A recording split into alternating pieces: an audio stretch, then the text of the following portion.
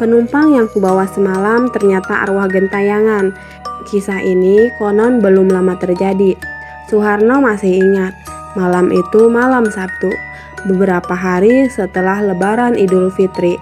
Cuaca hujan gerimis yang turun sejak pagi hari tidak menjadi halangan buat Suharno untuk melakukan aktivitasnya sebagai tukang ojek yang biasa mangkal di depan sebuah rumah sakit swasta di Kuningan. Keadaan saat itu memang tidak seperti biasanya. Hari itu benar-benar sepi. Dari pagi Suharno baru mendapat satu penumpang. Uang yang didapat belum cukup untuk bekal di rumah besok hari.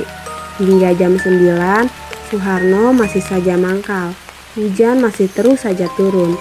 Orang-orang yang biasanya banyak yang jajan di warung-warung sekitar dekat rumah sakit juga terlihat jarang. Bahkan beberapa warung mulai tutup. Cuma tinggal 2 pedagang yang masih buka, pedagang kopi dan pedagang gorengan. Tak lama pedagang gorengan pun pulang. Keadaan semakin dingin. Suharno menggigil, lalu pindah duduknya di depan warung kopi, beli sebatang rokok dan segelas kopi untuk melawan rasa dingin. Tukang warung terlihat beres-beres.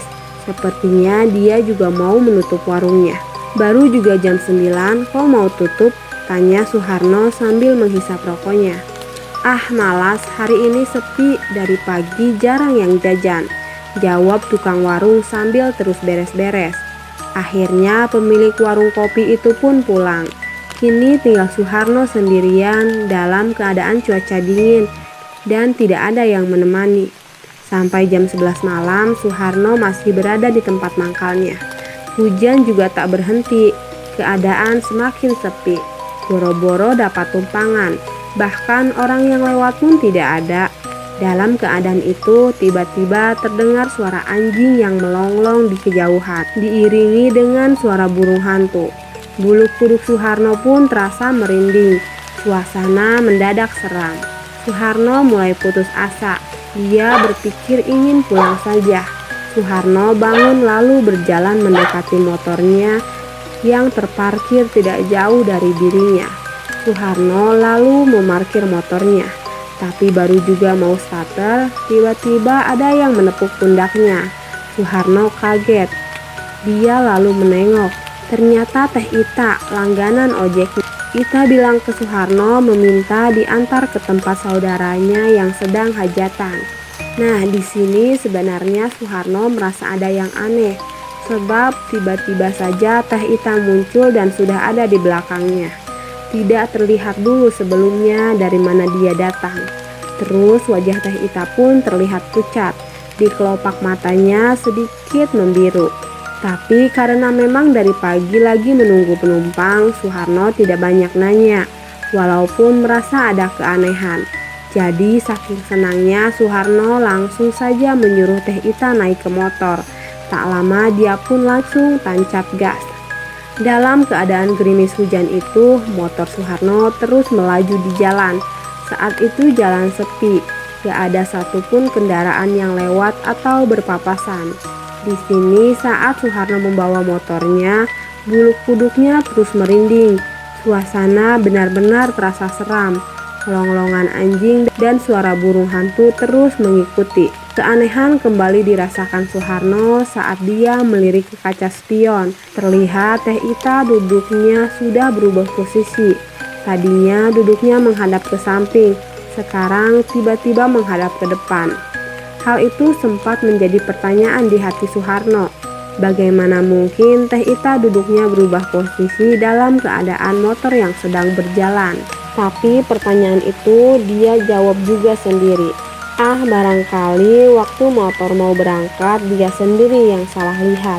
Begitu pikiran Suharno saat itu. Keadaan semakin terasa dingin. Tangan Suharno yang lagi pegang stang terlihat gemeteran. Ketika ini Teh Ita duduknya semakin maju ke depan, lalu kedua tangannya memeluk pinggang Suharno. Begitu tangan Teh Ita memegang pinggangnya, Suharno semakin merasa dingin. Tapi ketika itu mulut Suharno seperti terkunci. Mau ngomong tidak bisa, seperti tidak sadar. Suharno terus membawa motornya. Suharno terus menambah kecepatan motornya. Sampai di sebuah simpang 3, Teh Ita nyuruh Suharno belok kiri ke sebuah gang kecil. Suharno kaget, heran. Sebagai tukang ojek, dia hafal persis jalan. Ini kan gang yang menuju ke pemakaman. Tapi lagi-lagi Suharno mau ngomong, mulutnya seperti terkunci, seperti tidak sadar. Terus saja mengikuti arah yang dibilang Ita. Tak lama Suharno sampai di sebuah tempat. Dia semakin merasa aneh. Di sini keadaan terang, padahal tidak ada lampu. Terdengar suara gamelan seperti ada orang yang sedang hajatan. Kira-kira 100 meter terlihat orang-orang sedang berkerumun seperti sedang menonton pertunjukan. Tak jauh ada orang-orang yang berkerumun. Ita menyuruh berhenti. Suharno pun berhenti. Bajunya basah kuyup karena air. Lagi-lagi Suharno merasa heran. Dia lihat baju Ita kering, padahal sepanjang jalan hujan. Suharno mau ngomong, tapi Ita keburu ngomong duluan, menyuruh Suharno menunggu di tempat itu. Suharno mengangguk, lalu Ita terlihat berjalan ke sela-sela kerumunan orang. Hampir 1 jam Suharno masih menunggu, tapi Ita belum juga balik lagi.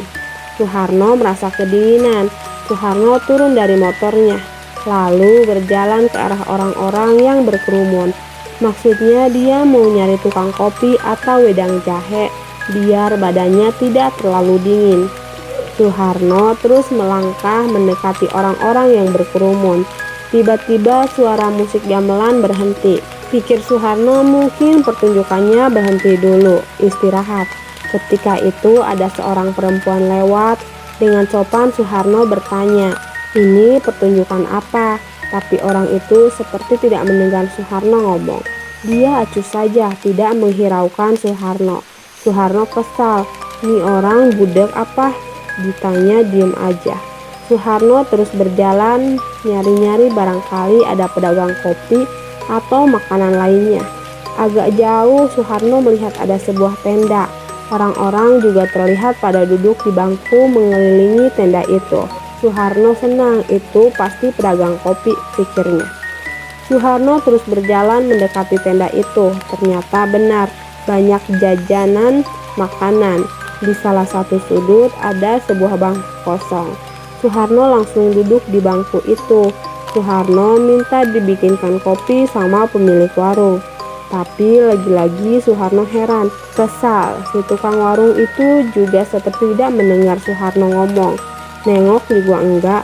Suharno kesal, ngomong lagi agak keras. Tapi tetap saja pemilik warung itu acuh. Karena tidak juga dilayani, Suharno berniat mengambil sendiri gorengan yang ditaruh di meja. Tapi baru juga tangannya mau pegang makanan itu, tiba-tiba keadaan jadi gelap. Terdengar suara orang-orang rebut dan enggak jelas, seperti orang menangis tertawa. Suharno kaget, begitu melirik ke arah orang-orang tadi, tiba-tiba mereka semua berubah. Semuanya seperti wujud pocong.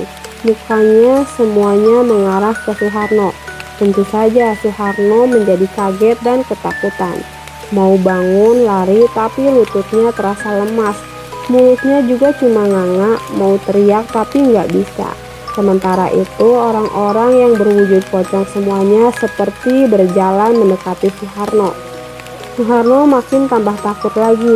Pocong-pocong itu semakin lama semakin dekat. Tak terbayang rasa takutnya. Suharno saat itu akhirnya saking tak tahan dengan rasa takutnya, Suharno pun pingsan.